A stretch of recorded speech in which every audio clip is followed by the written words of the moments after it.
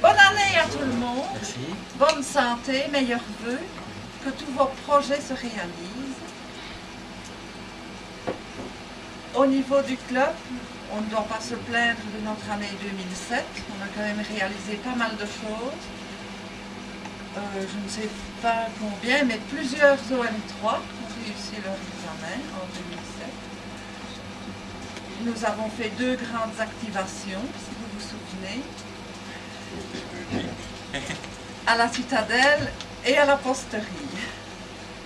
Disons, c'était les principales choses de l'année. En 2008, ben, on est toujours plein de projets. Hein? Le centenaire. Oui, le centenaire de la ligne de chemin de fer aussi, je ne me souviens pas du tout. Benoît. Hein? Ah non, notre Benoît est devenu administrateur à l'UBA. Qu'est-ce qu'il y a encore eu comme événement? Et on commence bien l'année. Et on commence bien l'année. Un ON4. Puisqu'on a un ON4 GB depuis pas très longtemps. C'est Carrefour maintenant. André-Marie est ON4 GB depuis 2 jours. C'est un grand hasard alors. On avait déjà 5 GB, maintenant on a 4 GB. Ah oui, Il n'a rien demandé, on l'a mis dans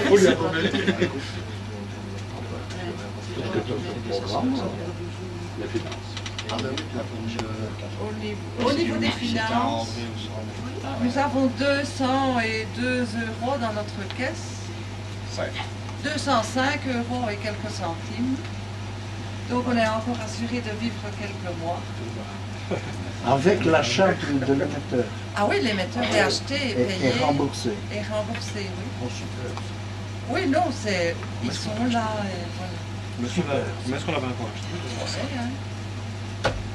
Non, on a tout ça. 500 €. Donc on a encore quelques mois de survie. N'importe comment. Après, c'est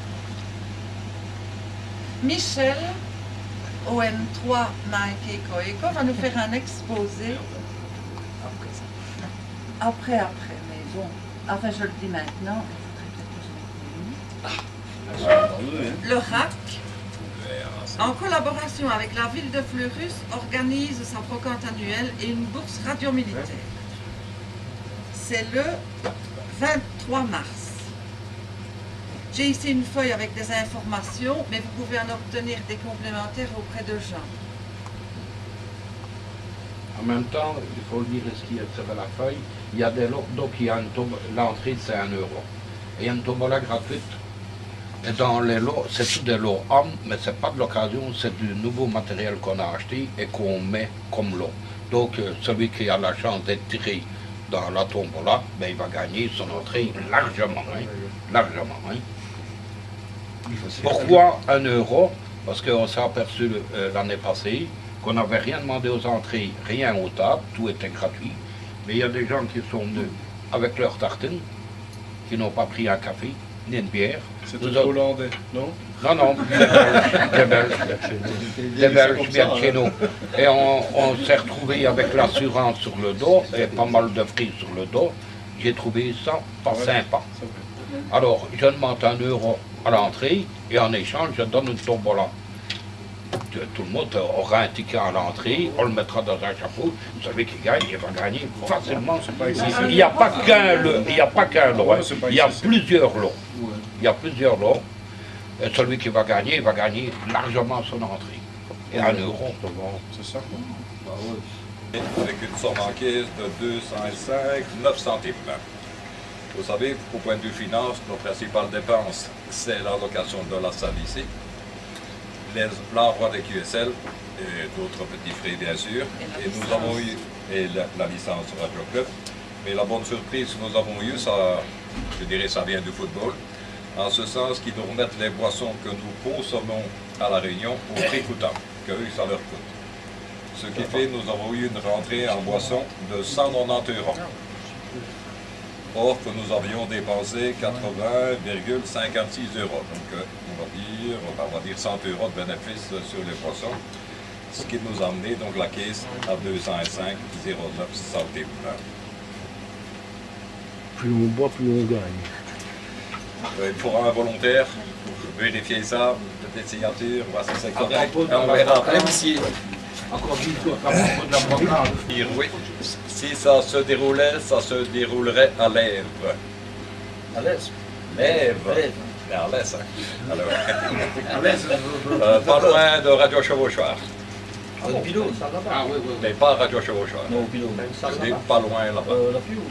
Bien, là, il faut que j'aille voir moi-même les locaux du gars, etc., si c'est nous accueillir, à la disposition, etc. Donc pour l'instant, nous allons dire point d'interrogation. Il y a une salle, la grande salle, parce que Eric. Je ne m'appelle pas Dans nos projets futurs de cette année aussi, nous avons sûrement l'intention de l'organiser. Ça sera le Field Day, mais en VHF. Field Day VHF qui se déroulera plutôt les 7 et 8 juin de cette année, bien sûr. Et tu vas faire ça Ici. Ici. En principe, ici. Sauf s'il y avait football, ça. S'il y avait football. C'est pour ça qu'il y a encore quelques petits points d'interrogation, mais enfin, en principe, c'est pas les endroits qui manquent dans la région.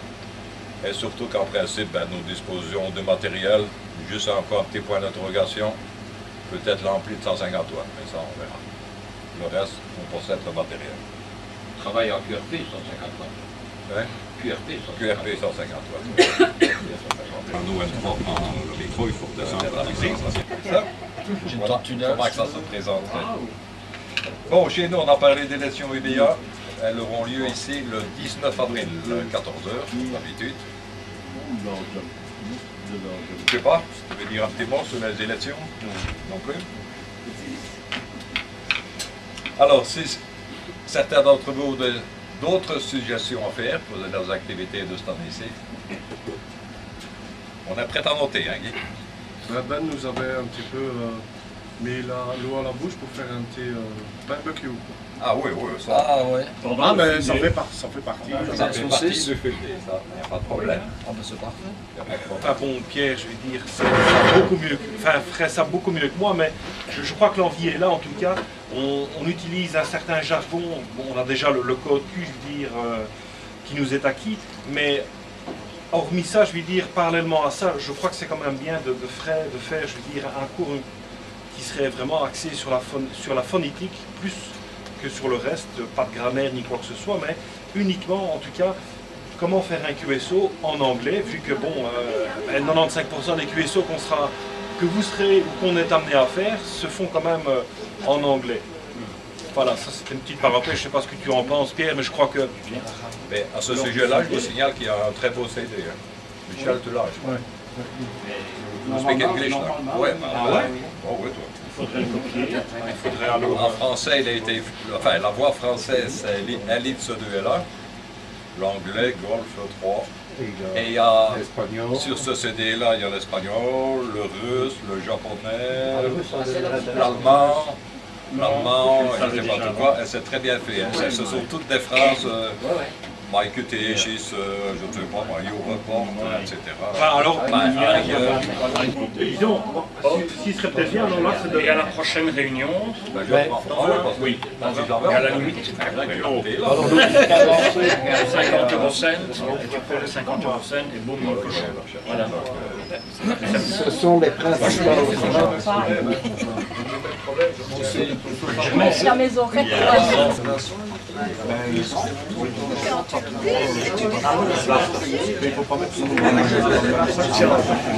C'est une présentation.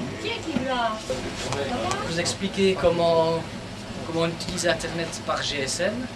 Voilà, tu peux appuyer sur le bouton. Donc là, c'est le titre. Donc durant cet exposé, je vais vous expliquer les différentes technologies. Il y en a énormément, mais j'en prends quelques-unes. Différentes technologies qui vous permettent d'accéder à Internet. Donc, des technologies de transmission de radio, voilà. En utilisant le réseau GSM, le 3G, et toutes des choses comme ça. Et nous terminerons par une démonstration. Voilà. Ça va être beaucoup.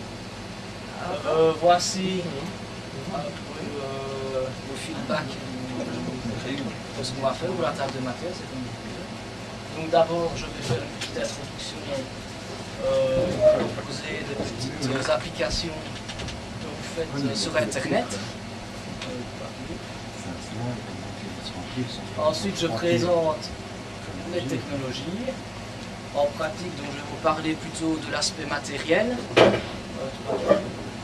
Après, la démonstration en direct ici sur cet ordinateur-là. Je vais établir une connexion Internet et je vais visiter un ou deux sites. Bien entendu, je ne vais pas prolonger ça parce que ça coûte. Voilà, et on terminera la séance si vous avez des questions sur l'exposé. Voilà, on peut passer à la suite. C'est logique. Je sais bien que vous pouvez les avoir par la télévision ou la radio FM, si vous voulez. La troisième application, ce sont les bulletins d'information. Ça peut être sur l'actualité ou d'autres informations que vous cherchez. Ça peut être aussi sur Google, Wikipédia. Tout ce qu'on peut faire, c'est un peu plus utopique ici, bien entendu.